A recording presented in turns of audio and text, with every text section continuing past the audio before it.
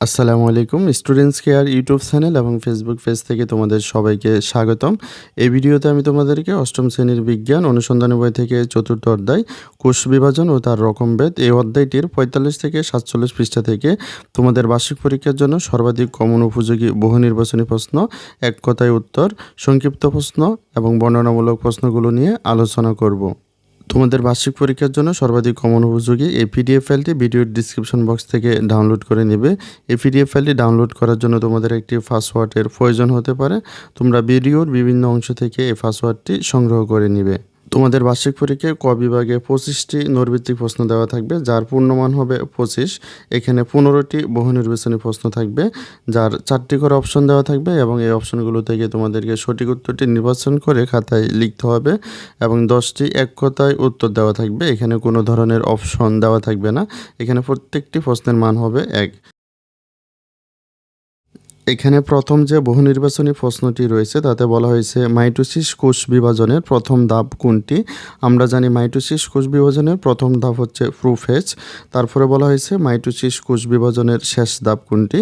Mitosis কোষ বিভাজনের শেষ ধাপ হচ্ছে টেলোফেজ। তারপর বলা হয়েছে মাইটোসিস কোষ বিভাজনের কোন ধাপে নিউক্লিয়াস আকারে বড় হয়? মাইটোসিস কোষ বিভাজনের প্রথম যে ধাপটি রয়েছে অর্থাৎ প্রোফেজ ধাপে নিউক্লিয়াসটি আকারে বড় হয়। তারপরে বলা হয়েছে মাইটোসিস কোষ বিভাজনের কোন ধাপে নিউক্লিয়ার মেমব্রেন সম্পূর্ণরূপে বিলুপ্ত হয়? মাইটোসিস কোষ বিভাজনের প্রথম যে ধাপটি রয়েছে প্রোফেজ, এখানে আমরা দেখতেছি নিউক্লিয়াসের চারপাশে নিউক্লিয়ার মেমব্রেন রয়েছে। তারপরে তোমাদের রয়েছে মেটাফেজ ধাপ। এই ধাপটি তোমাদের বইয়ে অন্তর্ভুক্ত করা হয়নি। এই ধাপে আমরা দেখতেছি নিউক্লিয়ার মেমব্রেনটি প্রায় লুপ্তভয় অবস্থায় রয়েছে, অর্থাৎ নিউক্লিয়ার মেমব্রেনটি এখানে প্রায় বিলীন অবস্থায় রয়েছে। তারপরে রয়েছে তোমাদের মেটাফেজ ধাপ।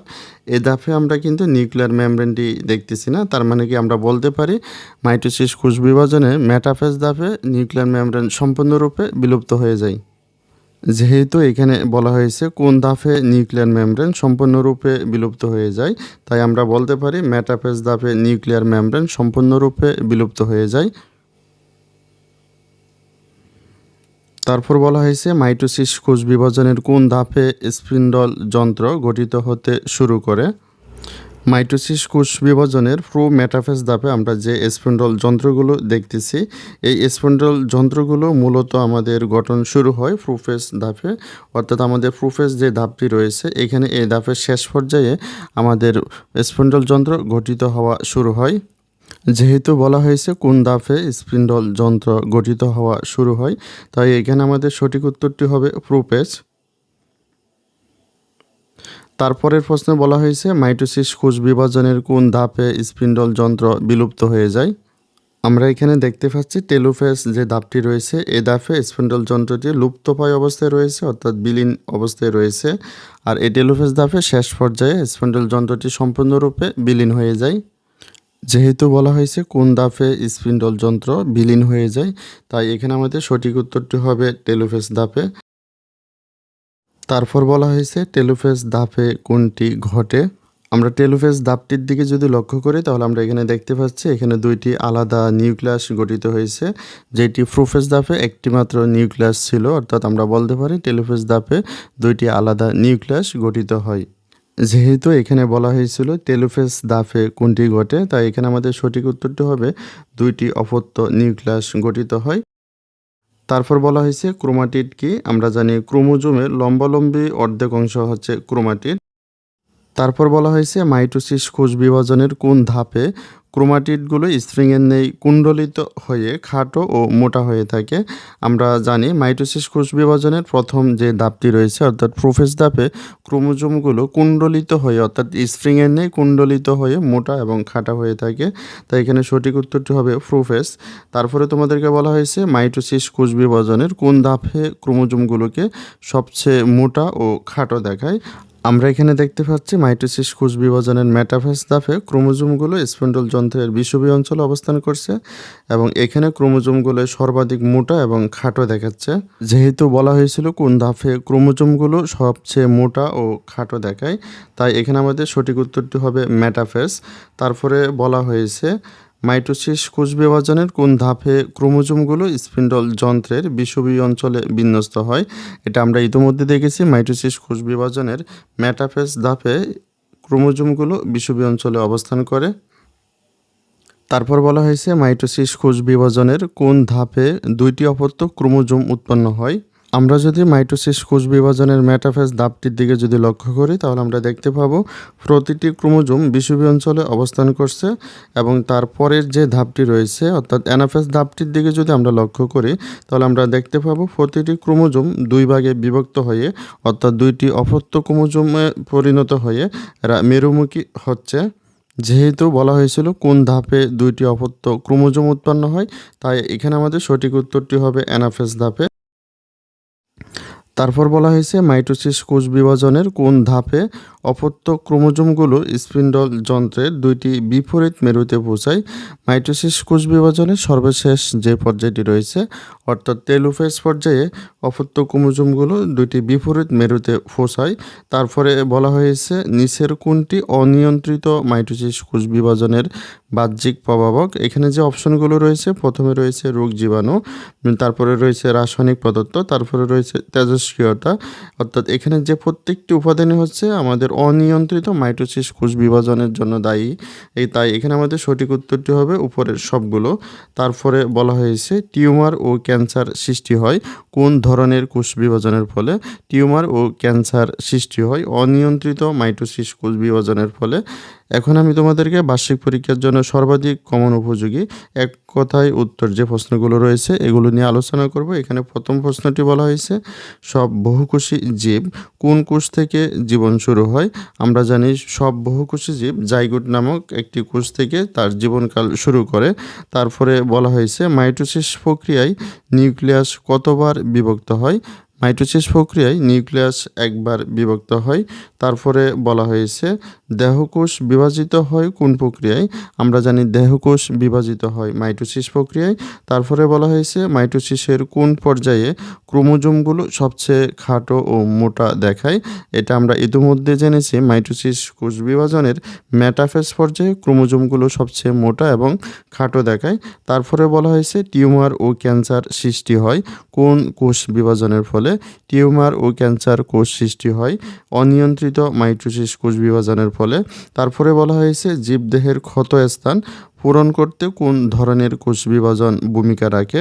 জীবদেহের ক্ষত স্থান পূরণ করতে মাইটোসিস কোষ বিভাজন সবচেয়ে গুরুত্বপূর্ণ ভূমিকা পালন করে। তারপরে বলা হয়েছে সেন্টোমিয়ারে যুক্ত ক্রোমোজোমের লম্বালম্বী অর্ধেক অংশকে কি বলে? সেন্টোমিয়ারে যুক্ত ক্রোমোজোমের লম্বালম্বী অর্ধেক অংশকে বলা হয় ক্রোমাটিড। তারপর বলা হয়েছে মাইটোসিস কোষ বিভাজনের প্রথম ধাপটির নাম কি? মাইটোসিস কোষ বিভাজনের প্রথম ধাপটির নাম হচ্ছে প্রোফেজ। তারপরে বলা হয়েছে মাইটোসিস কোষ বিভাজনে একটি মাতৃকোষ থেকে কয়টি অপত্য কোষ সৃষ্টি হয়? মাইটোসিস কোষ বিভাজনে একটি মাতৃকোষ থেকে দুইটি অপত্য কোষ সৃষ্টি হয়। তারপরে বলা হয়েছে মাইটোসিস কোষ বিভাজনের ফলে মাতৃকোষের স্বাভাবিক আকার আকৃতি আয়তন ও গুণাগুণ অপত্য কোষে কীরূপ থাকে? এক্ষেত্রে একই থাকবে যদি সেই কোষ বিভাজনটি হয়ে থাকে মাইটোসিস। তবে মিওসিস কোষ বিভাজনের ক্ষেত্রে এক্ষেত্রে কিছুটা ভিন্নতা রয়েছে। তারপরে আমি তোমাদের বার্ষিক পরীক্ষার জন্য খ বিভাগের যে সংক্ষিপ্ত প্রশ্নগুলো রয়েছে সেই সংক্ষিপ্ত প্রশ্নগুলো নিয়ে আলোচনা করব। তোমাদের বার্ষিক পরীক্ষায় খ বিভাগের সংক্ষিপ্ত প্রশ্নের পূর্ণমান হবে 20। এখানে 10টি প্রশ্ন দেওয়া থাকবে, প্রতিটি প্রশ্নের মান হবে 2। এখানে প্রথম যে প্রশ্নটি রয়েছে এখানে বলা হয়েছে সাইটোকাইনেসিস কি? মাইটোসিস কোষ বিভাজনের সময় সাইটোপ্লাজমের বিভাজনকে সাইটোকাইনেসিস বলে। এই প্রক্রিয়ায় নিউক্লিয়ার মেমব্রেন উভয় পাশ থেকে দুইটি খাঁজ সৃষ্টি করে এবং খাঁজ ক্রমান্বয়ে গভীর হয়ে মিলিত হয়ে দুইটি অপত্য কোষ উৎপন্ন করে।